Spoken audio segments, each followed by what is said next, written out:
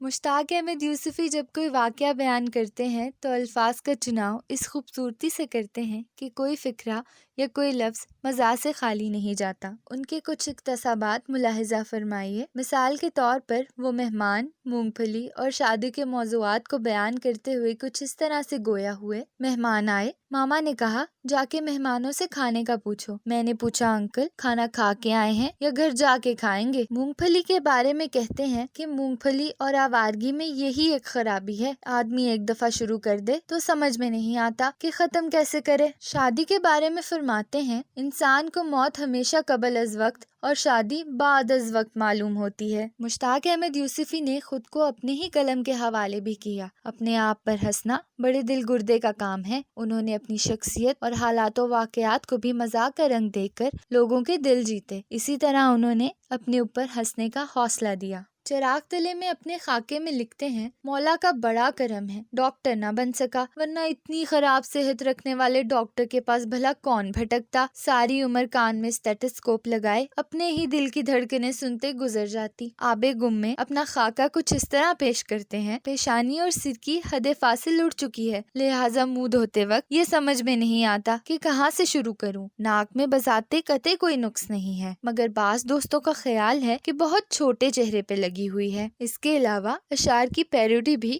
بڑے دلچسپ انداز میں کرتے ہیں۔ ایک شعر ملاحظہ فرمائیے: اب تو گھبرا کے یہ کہتے ہیں کہ گھر جائیں گے، گھر میں بھی چین نہ پایا تو کدھر جائیں گے۔ مشتاق احمد یوسفی 4 ستمبر 1923 کو متحدہ ہندوستان کے شہر ٹونک، راجستھان میں پیدا ہوئے۔ آپ ایک تعلیم یافتہ خاندان سے تعلق رکھتے تھے۔ آپ کے والد عبدالکریم خان یوسفی جے پور قانون ساز اسمبلی کے اسپیکر بھی رہے۔ عبدالکریم یوسفی زئی پختون ہونے کے حوالے سے اپنے نام کے ساتھ یوسفی لکھتے تھے، اسی لیے مشتاق احمد بھی یوسفی کہلائے۔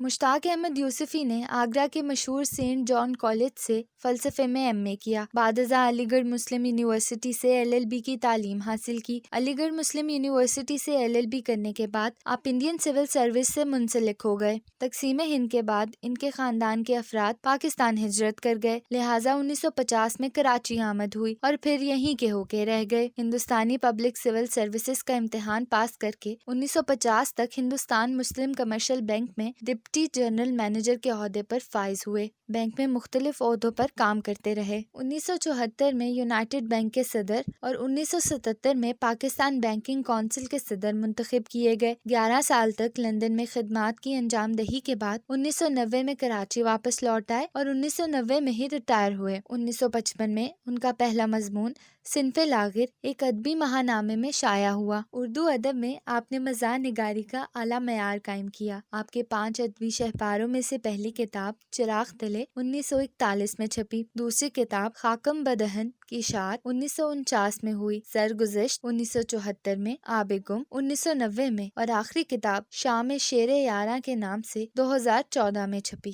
اردو ادب میں آپ کی خدمات کی بدولت صدر پاکستان نے آپ کو 1999 میں ستارہ امتیاز اور 2002 میں ہلال امتیاز سے نوازا۔ اردو ادب سے تعلق رکھنے والے کچھ معروف لوگوں نے آپ کو اس انداز میں خراج تحسین پیش کیا ہے: بقول ضمیر جعفری، یوسفی کی جس ادا پر میں خاص فرفتہ ہوں وہ اس کی عطا محبت ہے۔ یوسفی اپنے کھیت میں نفرت، کدورت یا دشمنی کا بیج بوتا ہی نہیں۔ عطا اللہ حق قاسمی کا کہنا ہے کہ یوسفی کا عہد ان کے خاکی وجود تک ہی تھا، وہ گئے تو اپنا عہد بھی ساتھ لے گئے۔ ابن انشا کہتے ہیں اگر مزاحی ادب کے موجودہ دور کو ہم کسی کے نام سے منسوب کر سکتے ہیں تو وہ یوسفی ہی کا نام ہے۔ ظہیر فتح پوری نے کہا تھا ہم اردو مزاح کے عہد یوسفی میں جی رہے ہیں۔ تہذیب و شائستگی کے دائرے میں رہ کر مزاح لکھنا اور دل شکنی کیے بغیر معاشرتی خامیوں کو اجاگر کرنا آسان کام نہیں۔ مشتاق احمد یوسفی کا پایہ اس حوالے سے بہت بلند ہے کہ انہوں نے اپنی تحریروں میں شائستگی کا دامن ہاتھ سے نہیں چھوڑا۔ مشتاق احمد یوسفی کو انسانی نفسیات اور جذبات کا مکمل ادراک تھا۔ ان کی تحریروں میں طنز اور مزاح جذبات کو مجروح کیے بغیر معاشرے کی اصلاح کے لیے استعمال ہوتا ہے، یعنی یوسفی کے ہاں طنز ایک طبیب کے نشتر کی طرح علاج اور معاشرے کی اصلاح کا کام کرتا ہے۔ بقول ضمیر جعفری، یوسف یوسفی دور مار توپ ہیں، مگر اس توپ کا گولہ بھی کسی نہ کسی سماجی برائی پر جا کر پڑتا ہے۔ ہاں اتنا ضرور ہے کہ وہ کشتوں کے پشتے نہیں لگاتے، خود زندہ رہنا چاہتے ہیں اور دوسروں کو زندہ رہنے کا حوصلہ دیتے ہیں۔ یوسفی نے 97 برس کی عمر پائی۔ انہوں نے زندگی بھرپور انداز میں گزاری، خود بھی خوش رہتے تھے اور ملنے والوں کے چہروں پر بھی مسکراہٹیں بانٹتے تھے۔ آپ طویل لالت کے بعد کراچی میں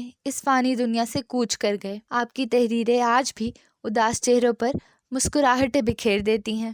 اس ویڈیو پر دی گئی معلومات پر تبصرے کرنے کے لیے کمنٹ باکس میں رائے دیں۔ اس ویڈیو کو لائک کریں اور مزید جاننے کے لیے ہمارے چینل کتاب سنو کو سبسکرائب کریں۔